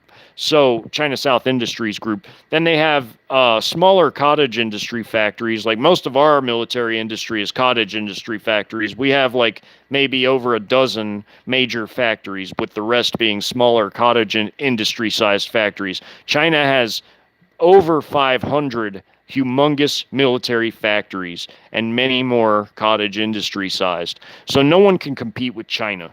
They have the biggest navy on Earth, both surface fleet and subfleet. They have the biggest subfleet now, when their technology of their navy has improved such to where their navy is the most technologically advanced on Earth, and no one can match it. And that goes for its electronic warfare, its weapons systems, its radars, everything. All it has, the weapons on board of their ships and subs, no one can match China right now. Nobody. Not in their navy, not in their combat air fleet. China has the biggest combat air fleet on Earth. Not air force overall, but they have the biggest combat air fleet, which means the number of combat aircraft. So China has 2,150 fighter and fighter bombers and 242 strategic bombers. So they have a grand total of 2,392 combat aircraft. Now, if you add the 300 Nanchang Q5s that are kept in storage, then it's 2,692 combat aircraft. Yeah, they keep another 300 Nanchang Q5s in storage. So, yeah, if I throw those in, it's 2,692 combat aircraft. That's 1,000 more combat aircraft than we have. That's 1,000 more than we have. So, then you look at the Chinese ground forces numbers. It's just immense. It's gargantuan. I have to find those. While I'm looking for those, I just wanted to mention how we are at a humongous disadvantage in terms of like all our lack of equipment. China has their hypersonic missiles. I did a really good video on their hypersonic missiles and their regular cruise missiles and their land-based and some of their sea-based weapons as far as cruise missiles, because some of the categories of missiles do overlap, like the category of cruise missiles overlaps between air, sea, and land, because there are ground-based cruise missiles, sea-based, and air-based. So I did a good video on the Chinese, missile forces. They have the biggest ground-based missile forces on Earth. That's a fact. I put all that information in that video if anyone's interested. Yeah, the Chinese have just freakish number of ground vehicles. I'm still looking for this paper. Gotta find it. Yeah, their tanks, man, they got a humongous amount of tanks. Okay. The Chinese, they have their tanks here. This is just their tanks. They have a grand total of 23,100 tanks, and that includes their 3,800 light tanks. I can do them all by the number if you want, but that'll take a while. But here, 1,500 Type 62Gs, 1,300 Type 63 amphibious tanks, amphibious light tanks. They have 8,000 Type 59Ds. They have 1,800 Type 88s. They have 1,000 Type 15, the newest light tanks. They have 2,000 Type 69s. They have 5,000 Type 96s and 2,500 Type 99s. That's gargantuan. And China has 35,000 active. They have 35,000 active armor personnel carriers and infantry fighting vehicles, and they have another 4,000 plus in storage. So they have over 40,000. They have over 40,000 APCs and IFVs. If you count their armored fighting vehicles with that, it's like close to like 60,000. It's gargantuan. I mean, like MRAPs and things like that. When I say armored fighting vehicles, it's gargantuan. It's huge. Um, but yeah, they have a total of 4,300 self-propelled guns, 3,200 towed pieces, 3,300 rocket artillery pieces, with an additional 5,000 other stored various artillery types, pieces of all types, of all three types, 4 to 5,000 in storage additional. Yeah, I have all that stuff saved. It's crazy. It's crazy. They don't have as many attack helicopters though. China hasn't put a lot into their helicopter development until recently. Like just recently, they started building more attack helicopters. As of this year, they have 510 attack helicopters as of 2022, and they have 50 attack helicopters, mostly anti-submarine helicopters, in their navy. So China has not put a lot into building helicopters until recently, but everything else, they outnumber us so much, and it's not even a competition. It's not they outnumber Russia and everything too, minus the helicopters. But everything else, they outnumber Russia in a lot, by a lot. Russia is outnumbered by China by a lot, but Russia and China are best friends, so they're in like Flint. So they're doing military exercises together, like Zapad and all the other ones they've done. Their naval exercises they do together. Their leaders call each other best friends. Best friends. Their leaders, right on down to their nation, and their respective elites are best friends. The CCP and the Russian political class are best friends. The political oligarchy and the CCP. So those two sets of elites comprise the Eastern elites, and they hate the West. They hate the West. They've taken advantage of the West, especially in China's case. Mostly in China's case. They've taken advantage of the West. They've stolen the West's crown jewels as far as technology and trade secrets and all their industrial espionage they've conducted to build their better, make their industries better and more streamlined and more efficient. They've stolen everything they could from the West, and they've reverse engineered everything they could and improved upon it to build themselves into the superpower they are today, in China's case, and for Russia to revive itself to where it's now the premier power of Europe. It's the premier power of Europe. And China is the world superpower. So both of those combined, there's no competition. Russia holds resources and China has the industrial base. I'm not saying Russia has no factories. Of course, they have an industrial base, but it's nothing like China's. It's nothing like China's.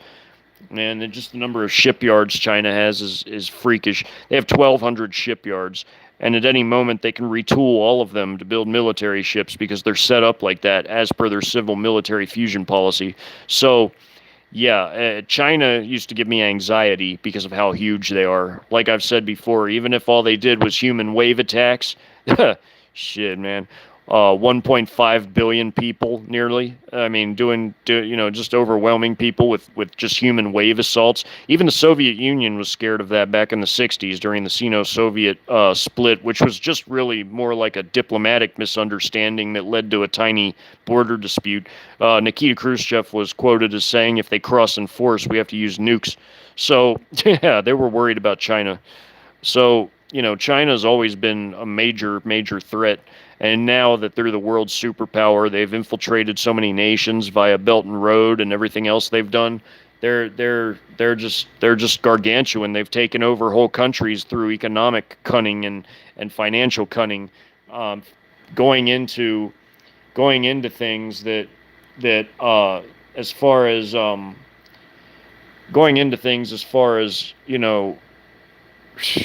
man, they're dictating policies to leaders of different countries, and that's just no good because it sets us up for a humongous fail.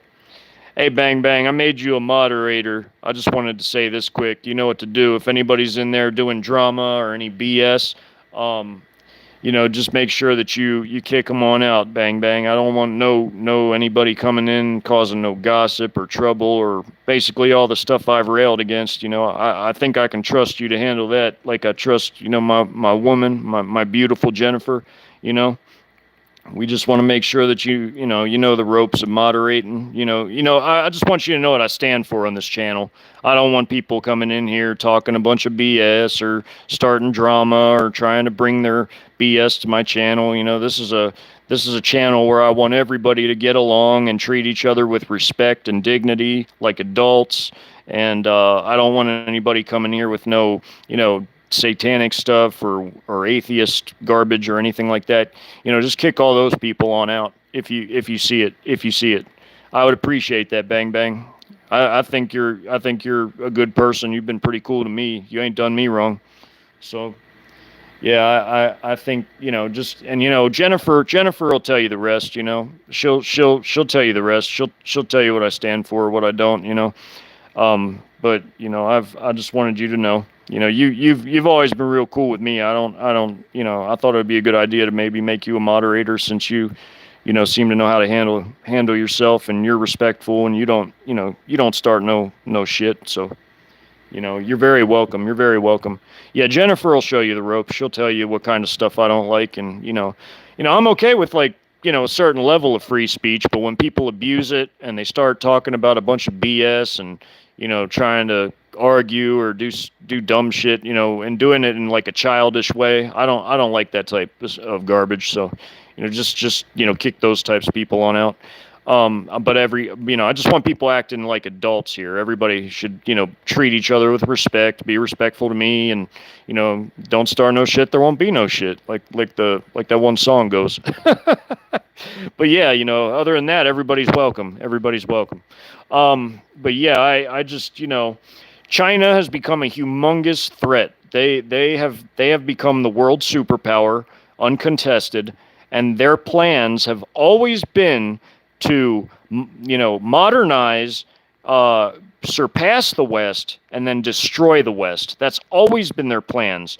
You could learn that from just reading about Mao Zedong, Zhou Enlai, Deng Xiaoping, even Jiang Zemin, and now you got Xi Jinping. So the new emperor, the new little G God man of China that they all worship over there. He's their god. He's everywhere. He's basically a graven image. He's a principality. He might even be Satan incarnate. I don't know. And I'm not even joking when I say that. The dragon gave his power unto the beast. Who is like the beast? You can make war with him. Well, China's the most powerful nation on earth now. And it shows. It shows because Chinese-style censorship has infiltrated basically every corner of the internet and every nation. It's like China has their tentacles in everything, and they're so insidious about how they've infiltrated our nation. It's like they've smuggled in certain types of poisonous narcotics that are basically a chemical weapon because they're so toxic. It starts with an F. It's a certain, drug. And they've been poisoning our youth with it, killing off our youth in a very insidious way.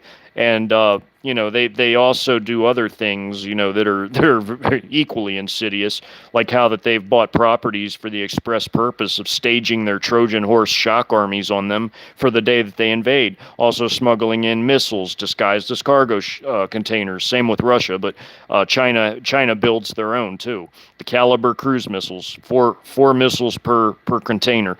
Those are all over the United States on CCP properties, cargo yards, behind Walmarts, you name it. So when the day of the invasion comes, all of those are going to pop up and they're going to fire salvo after salvo of Caliber missiles, which are going to hit various key tactical and strategic targets across the land as the internet is out, the phones are out, comms are out, military comms are down, the satellites are down because China used their FK-2000s and the Russians used their S-500s to shoot those down. So that's how they're going to invade and crush the West, and they're going to pull all the Western elites out of their hidey holes, just like I said. So let me see here. I've been going how long? About an hour and a half. I can go a little bit longer. Does everybody want me to go a little longer? Because I got a little more I can say. There's always more to be said. Anybody want me to keep going? Let me see what some people are saying here.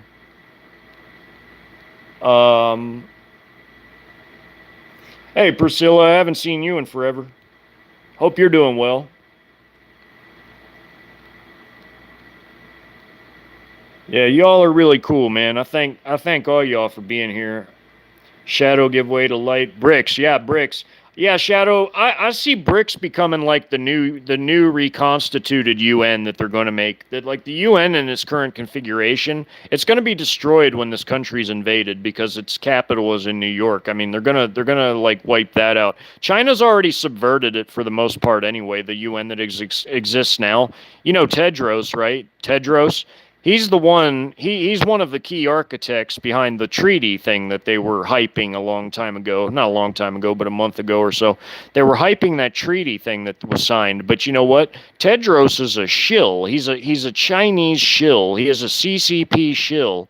So him being an architect of that thing is directed at this country or mostly at Western nations. It's not going to affect Eastern nations because Eastern nations have subverted things. And as I've told you all, you know, though they didn't officially invite the CCP and the Russians to the Davos meeting that they held, you know, there was still a mole in there, a mole from the CCP. It's called the president of Alibaba, and you don't get to become the president of the Chinese version of Amazon. Yeah, Chicom Amazon. You don't get to be president of Chicom Amazon unless you are, you've sworn your allegiance to Xi Jinping and the CCP.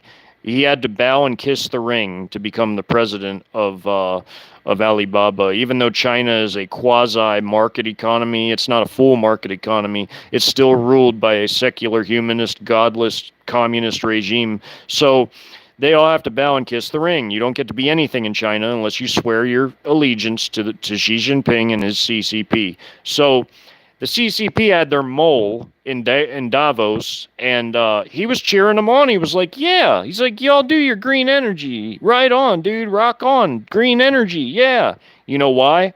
Because it kills the Western economy. It destroys the economies of the Western nations.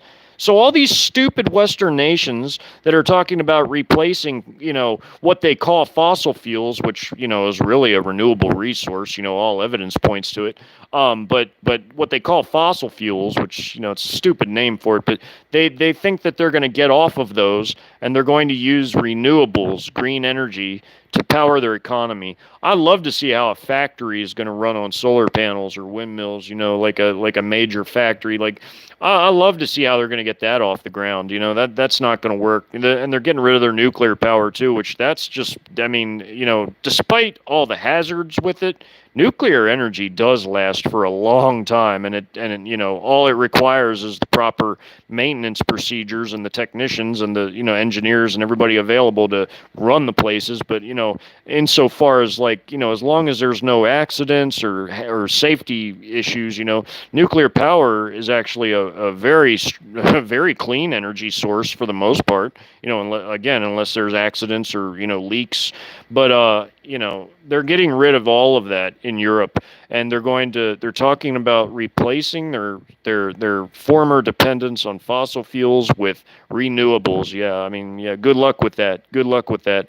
That's going to destroy the West's economy once and for all. That's going to be probably the final nail especially in Europe. That's going to be the final nail in their coffin, because you know what?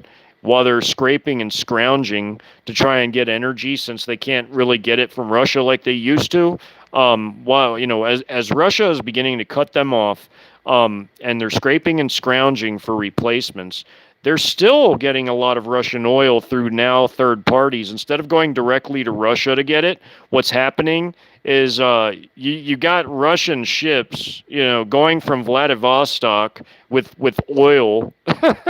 They're sailing maybe to like India or someplace in the Middle East. They're offloading their oil and relabeling it as being, you know, maybe, okay, say they sail a ship of Russian oil from Vladivostok and they sail it to the Middle East and they sail it to like Oman or to like I don't know, maybe Bahrain or Saudi Arabia, and they offload it, all this Russian oil, and then they relabel it as being like Saudi oil, so they can beat the sanctions, and then they're paying even more for all the shipping and all the monkey jerking that went on there. They just ended up getting the same thing for more money. For more money. They're stupid, man. I'm telling you, the West is stupid. The West and its elites are stupid.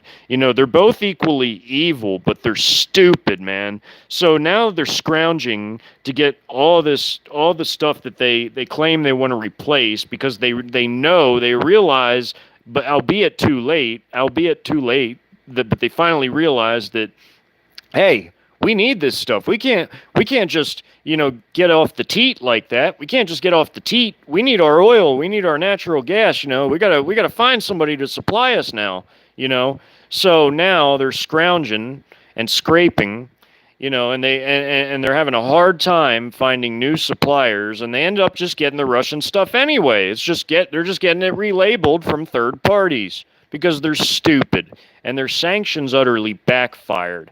And it's hurting Western Europe the most.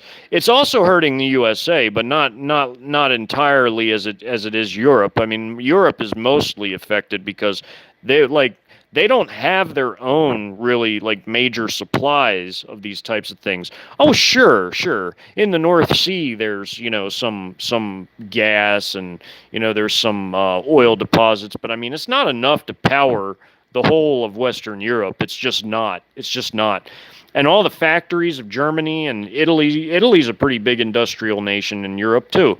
All the factories of Germany and Italy, Germany being the biggest Western European economy, those factories are going to be shuttering real soon. They're already starting to see some of this occur, and they're going to have a very cold winter because their leaders are retarded. They're stupid.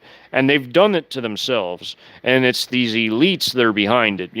Okay, so they think they're going to have their fourth industrial revolution, but they don't have any sort of a viable backup system to implement it. So when they destroy the system that they intended on destroying in the first place without a viable replacement or without like a go-between to get them to their fourth industrial revolution, all they're going to have instead is utter collapse. They're going to have power outages. Oh, there goes your digital everything. No digital money because now the power's out. How are you going to have digital money without electricity, dumbass? I mean, come on, think about it. Like they're destroying everything.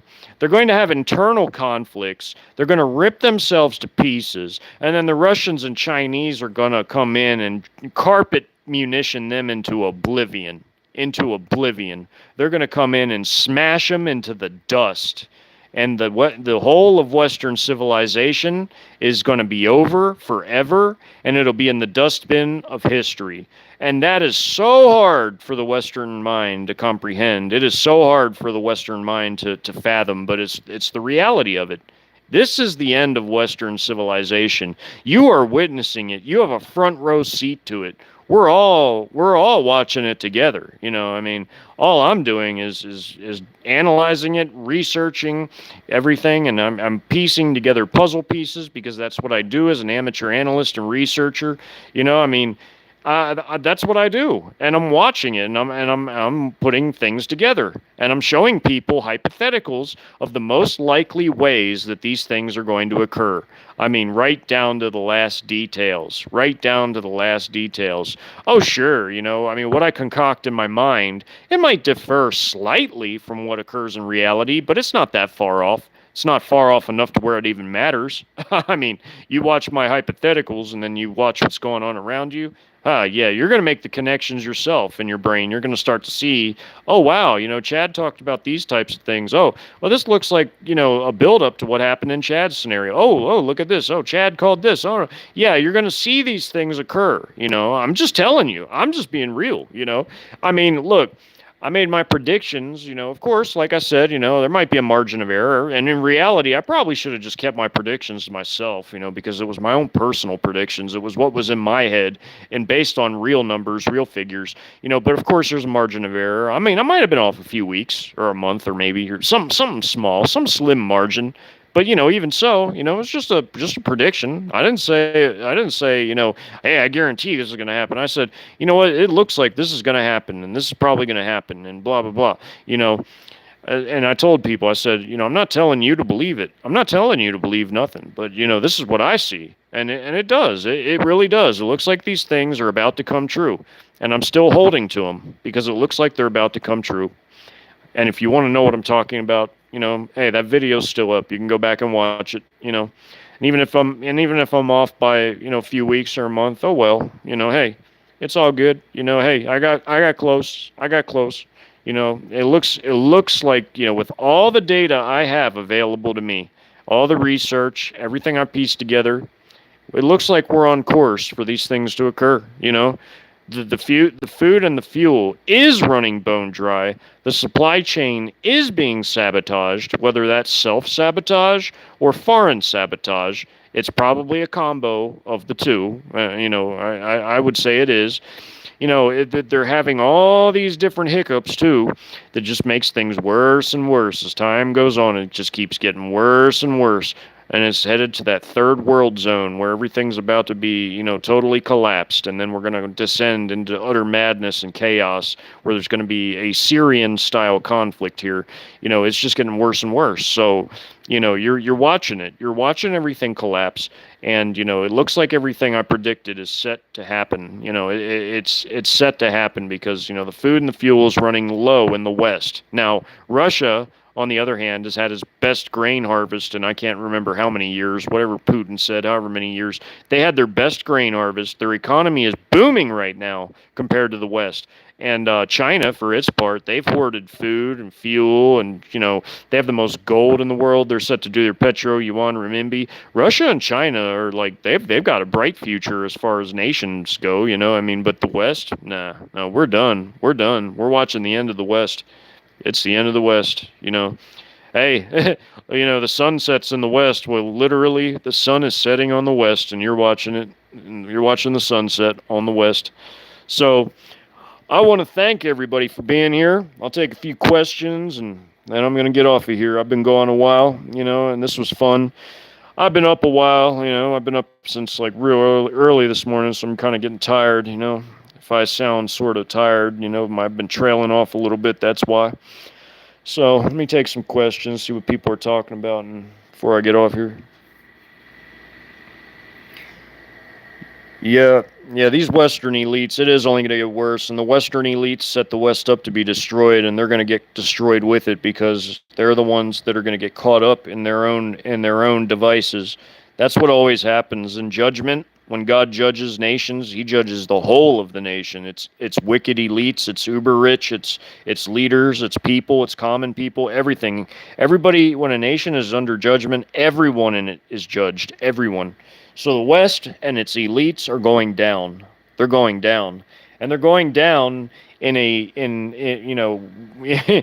disaster of epic proportions of their own making. They're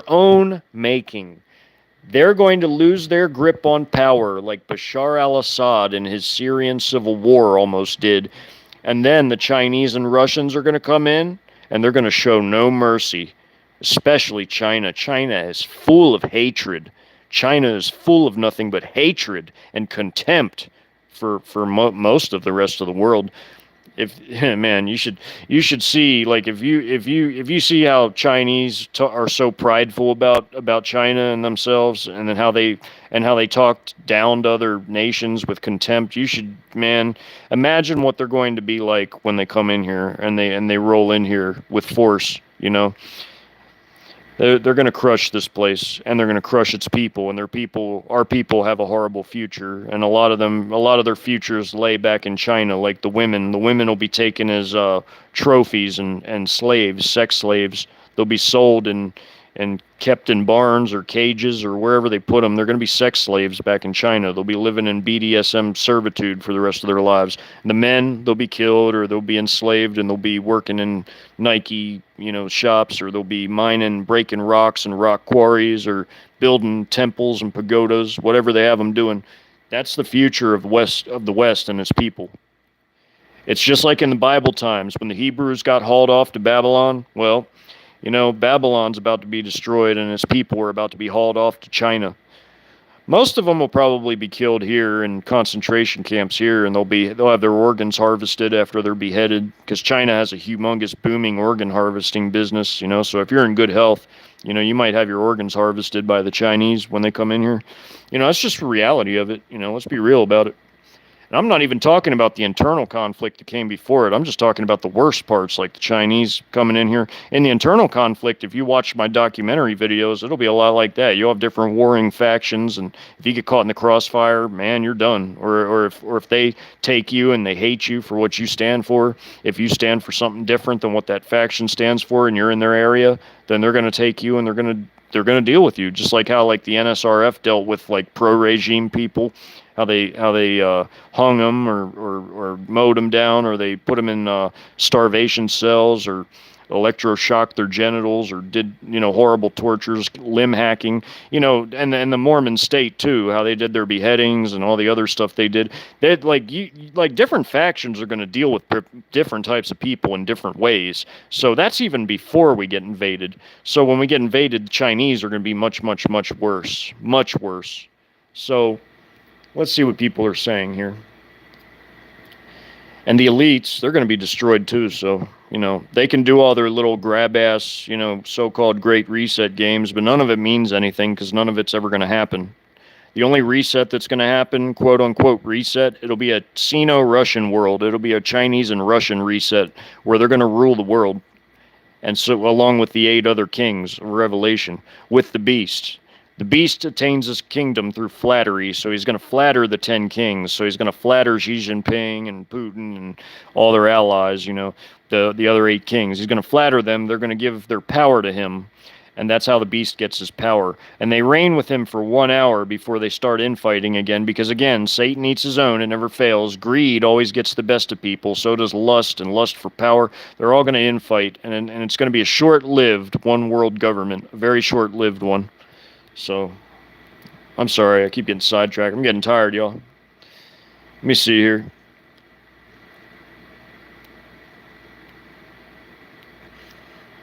Yeah, occult gems. Yeah, the Western elites are going to be destroyed. Occult gems. You would really like my past documentaries and my past lives. I've really gone into depth with explaining that, and I've put a lot of research into it. Occult gems. I love your channel, by the way. I love your channel. In fact, I'm going to make you a moderator, too. Yeah, you're awesome, Occult Gems.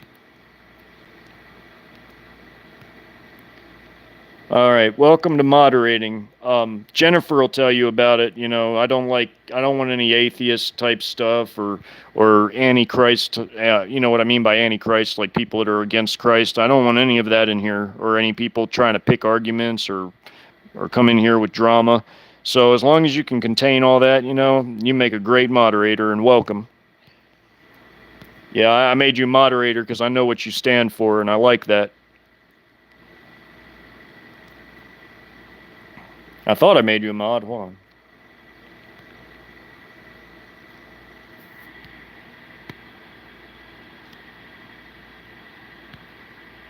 Oh, wait. Sorry. I guess you are a moderator. I didn't see your wrench. All right, anyway. Yeah, Pop Smoke, man. Yeah. Yeah, I'm going to defend myself too, brother. We got to defend ourselves. Remember, Christianity's not a mamby-pamby faith. It's not supposed to be, because self-defense is all throughout the Bible. It's a theme throughout the Bible. We all have to defend ourselves. Men need to be men and not little cuckolds and sissies. It's men have to stand up for themselves. They have to protect the weak. They have to protect their families. That's how it's always been. That's how it's supposed to be. The Jesuits have infiltrated the Western church, and they've sissified it, and they've tried to convince people that they're supposed to be doormats for evil. No, never.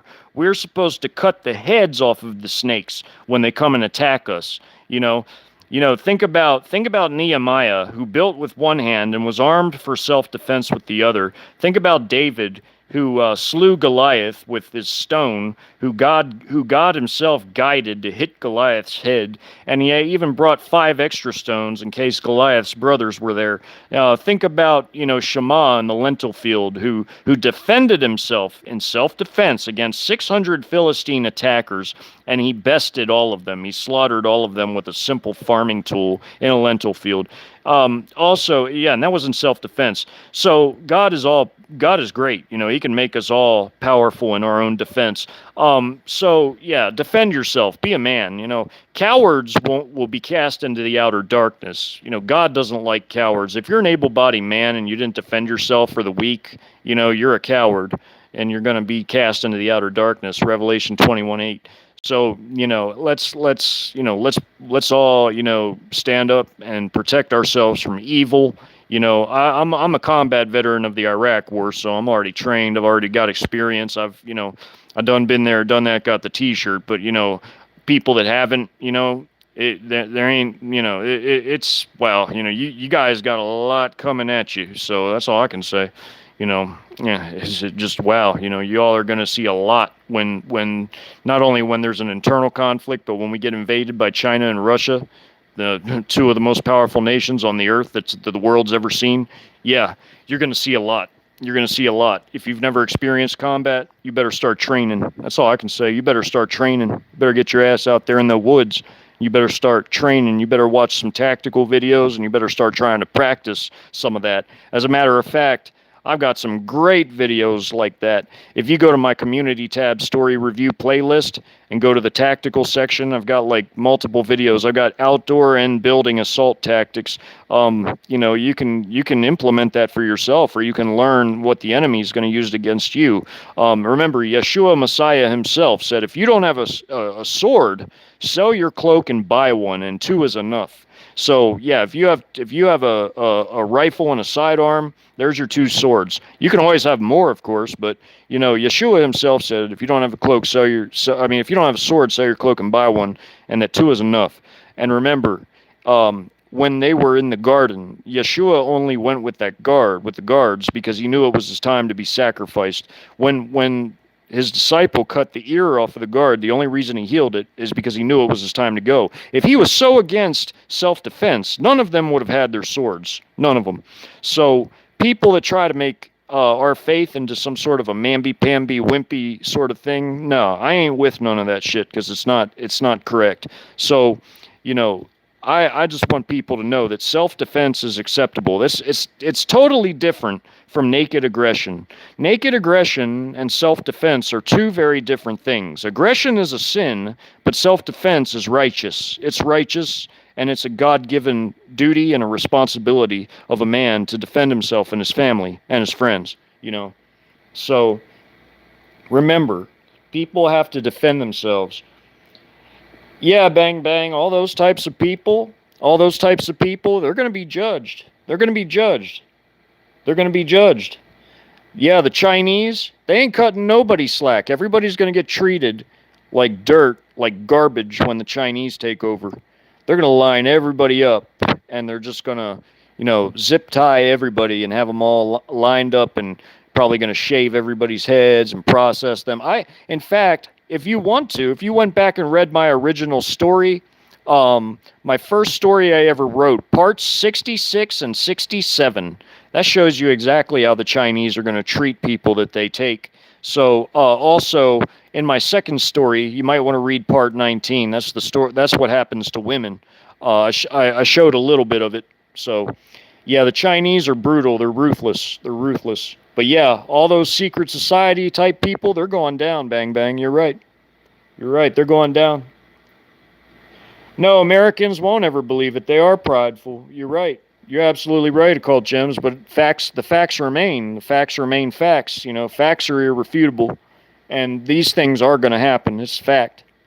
It's been set up to happen in the physical, and it's also in the Bible, so it's biblical. Physical, biblical. Physical, biblical. It's both. And it's already that way. No, you're right, Occult Gems. God won't let his children be their slaves. No, you're right. Because his children will defend their families and defend themselves, even unto death if need be. You know, if you die in self-defense and you never gave up the name of Yeshua, guess what? You're still a martyr. If you defended yourself and you never renounced Yeshua, guess what? You're still going to heaven. You're not a coward, so you can't be cast out into the outer darkness. Well done, my good and faithful servant. You're not a coward. You defended yourself. You defended your family. You know, because the real Yeshua is a general. He is a mighty warrior king, and he is coming back to kick evil square in the ass. He's going to kick evil's ass, and he's going to take names, literally, in his book of life and his other books. So he's going to kick ass and take names. He's going to pick up the beast and the false prophet and throw them alive into the lake of fire. And he's going to open up his mouth, and he's going to slaughter all the marked, the whole army, and the blood will rise as high as a horse's bridle. So, yeah, Yeshua Messiah, he's not this little limp-wristed, weak little hippie Barney the dinosaur, I love you, you love me. He's nothing like that. That's not the right Yeshua. Those people who worship that are worshiping the wrong Yeshua. They're following a different gospel. The real Yeshua is a mighty warrior king. He's not this Jesuit created, limp-wristed hippie weakling. That's a different one. You know what? There's a woman by the name of Master's Voice Prophecy blog. She even broke that down pretty well. She articulated that entire point really well on one of her streams, that there's actually a different Yeshua that's not the correct one. And also we know that even demons know the Bible. Even they know the Word of God. Even Satan knows the Word of God. So it's not like they can't say the name Yeshua. It's not like there's like a dark Yeshua that's not the right one. Like he's like, by dark I mean he's like a bad one. He's like a demonic one that they've concocted, and gave energy to, because they've created it. I'm talking about what the Jesuits did. They're not worshiping the right Yeshua. The real Yeshua is a mighty warrior king. The real Yeshua is the one that flipped the tables and beat the money changers with the whip and told them not to make his father's house a house of merchandise, which is what all of these organized man-made so-called Christian churches have been doing. They've been doing the exact opposite of what Yeshua commanded. He said, do not make my father's house a house of merchandise. Look at all these mega churches, man. It's disgusting. It's disgusting. We're going to be judged for all of this. This whole country is going to go down, and China and Russia are going to destroy it. Oh yeah, King Tuna, the WEF, they're going to go down too. The whole collective West is going to be destroyed, and so will its elites. That's what I've been saying this whole time. They're going down too. All of it's going down. The West, you're watching the sun set on the West, on all of Western civilization. It's collapsing, it's going down, and it'll never rise again. It'll never rise again. They're going to put salt into the soil. I mean, not literal salt, because China wants to colonize us, and they will colonize us, and they're going to take the soil, and they're going to grow food so they can feed their people. That's why they want to take us over. And they also want the resources, And then Russia wants the Arctic. Russia wants Alaska back and to rule the entire Arctic with all its resources, which will be enough to power Russia a whole millennium. That's how much mineral wealth and fuel resources are in the Arctic Sea and in that whole region. That's enough to power Russia into the next millennium. So they are going to divvy up North America between them when they invade and occupy. So, what I mean, though, by rubbing salt into the soil is as in, like, the proverbial salt in the soil of Western civilization. The West will never rise again, nor will its elites. The Eastern elites of the CCP, the Russian political oligarchy, they see the Western elites and it's uber rich, because remember, these Eastern elites are uber rich too. Xi Jinping, Putin, they're all their ilk are man, they're drastically wealthy. I mean, we're talking potentially trillionaires, potentially. They say Vladimir Putin personally is so rich that it exceeds what is it? What's that dude's name? Jeff Bezos. It exceeds him. It's an unknown quantity though. That's just, I'm just saying what's been said. I can't validate that, But there's speculation that Vladimir Putin is like one of the richest people on earth, if not the richest. It's speculation. So I like to go with solid facts on my channel, but I'm just telling you what I've heard. So it's not like these Eastern elites aren't on par with the Western elites. It's just the Western elites are so stupid. They're so arrogant and hubristic.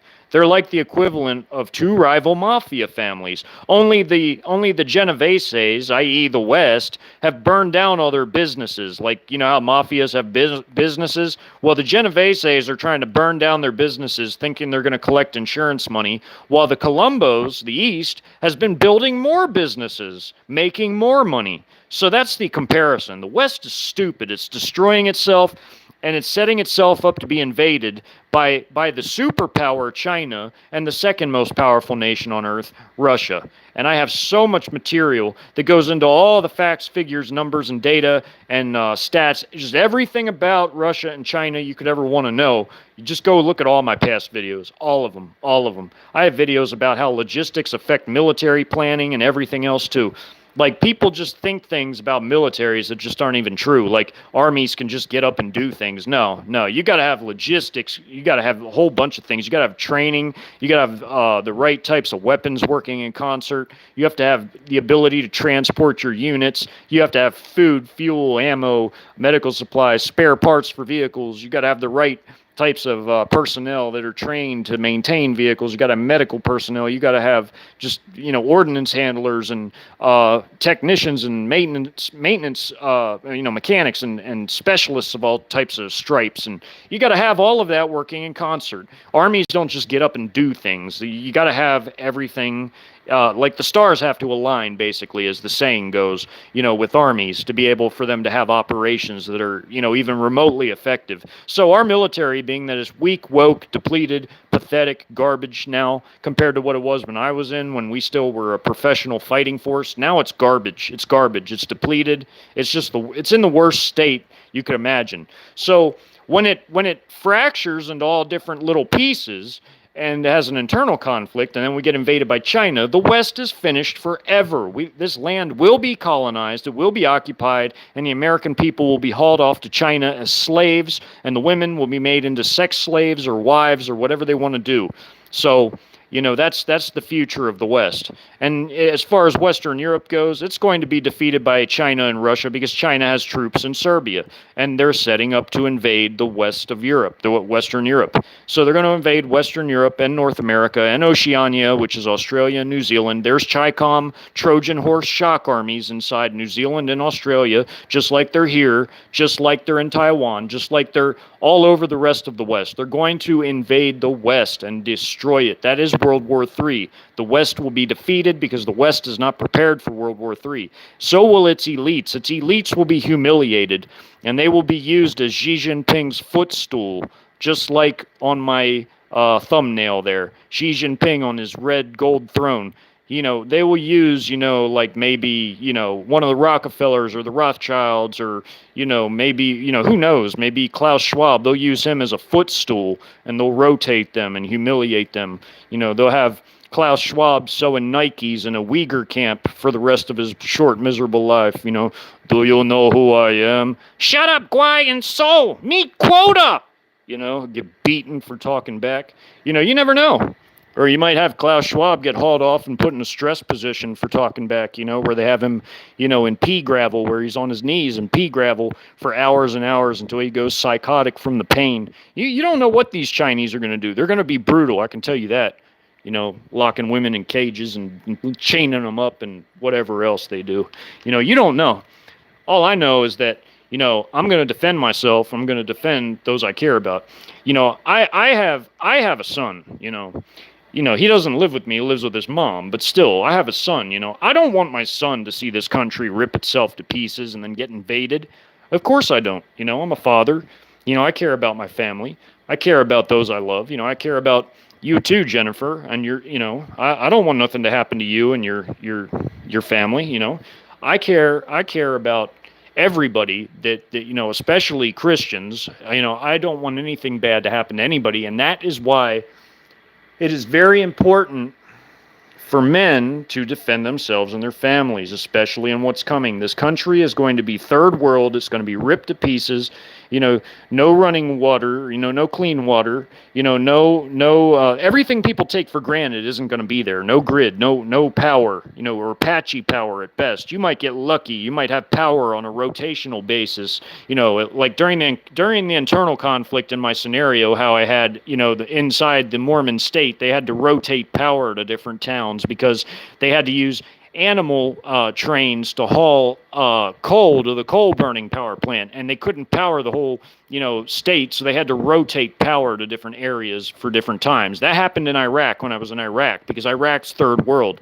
You would see one town lit up at night in the distance, and then the power would rotate. The whole town, it would just go out like a light switch. Then you'd see another town light up off in the horizon. Like they had to rotate power like that because their grid wasn't able to sustain powering their whole country, because they had patchy power, because it's third world. That's going to happen here, or we might not even have power. So they're talking about doing a digital currency. Good luck with that. Can't do no digital currency when you ain't got electricity. What a joke. What a joke. This country's about done. So, yeah, I guess I'm going to get off here soon. I love you all. I'm glad you all came, man. Good to see everybody. Hey, Jeffrey, what's up, brother? Hey, King Tuna, Jennifer, my love. Yeah. What did Ski Wee say? Bang Bang, always great to see you. Great to see you, Occult Gems. Welcome. I'm glad you're here, Occult Gems. I like what you stand for. Your channel's great. Yeah. Well, y'all are welcome here, man. Y'all been awesome. Y'all been great. I'm glad y'all listened to me rant tonight. I started getting tired there. I've been up for a while again, so I started getting a little tired. I was starting to get a little bit starting to drift a little bit in my thinking. I was like, man, I'm getting wore out. But I had to do this. I had to be here for my people, man. I had to be here for my people. Oh, yeah, when is this stuff going to happen, Occult Gems? Well, it's going to happen in an order. Like, we have to collapse first. We're going to have a collapse, and then we're going to have like an internal conflict, and then an invasion. So look for like bad things to increase, like a whole bunch of overreach and false flag that'll push, also a collapse that'll push people in actions and all sorts of other stuff. It'll be a mess. It'll be a mess. So, yeah, look for all sorts of different things to happen. All right, well, I'm getting off then.